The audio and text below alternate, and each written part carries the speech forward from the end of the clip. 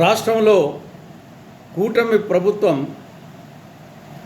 రాష్ట్ర ఖజానాలో డబ్బులు లేవని ఒకవైపు బీదరుపులు అరుస్తూ ఉంది, మరొక వైపు దొరికిన కాడల్లా అప్పు చేస్తూ ఉంది.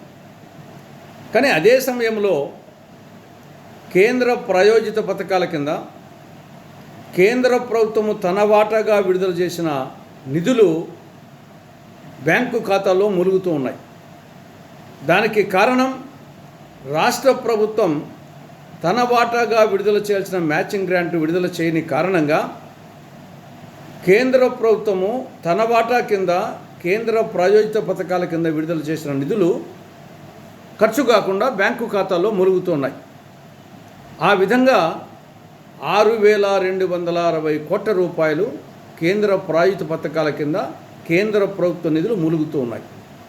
ఇందులో ఉపాధి హామీ పథకం కింద 784 కోట్ల రూపాయలు, పిఎం ఆవాస్ యోజన పథకం కింద 649 కోట్ల రూపాయలు, ప్రధానమంత్రి గ్రామీణ సడక్ యోజన లింక్ రోడ్ల పథకం కింద 442 కోట్ల రూపాయలు, రాష్ట్రీయ కృషి వికాస్ యోజన కింద 452 కోట్ల రూపాయలు, వైద్య విద్యాభివృద్ధి కింద 389 కోట్ల రూపాయలు.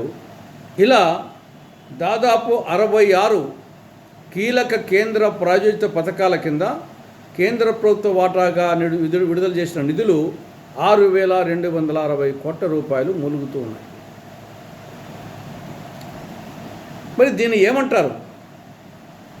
దీన్ని సంపద సృష్టి అంటారా? కూటమి ప్రభుత్వం యొక్క అసమర్థతకు పరాకాష్ఠ ఇది. ఒకవైపేమో అప్పులు, మరొక వైపేమో బేదరుపులు, ఇంకొక వైపేమో ఉన్న నిధులు ఖర్చు పెట్టుకోలేని దుస్థితి.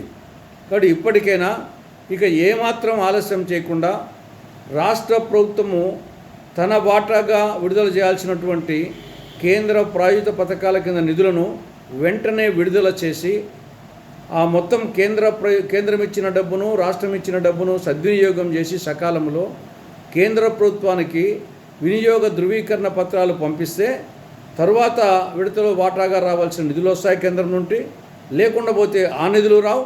వచ్చే సంవత్సరానికి వీళ్ళు ఎలాగో కేటాయించినా ఖర్చు పెట్టుకోలేరని వచ్చే సంవత్సరము కేంద్ర ప్రాయోజిత పథకాల కింద నిధుల కేటాయింపు తగ్గిపోతుంది. కాబట్టి ఇప్పటికైనా జాగ్రత్త పడాలని కాంగ్రెస్ పార్టీ సూచిస్తూ ఉంది.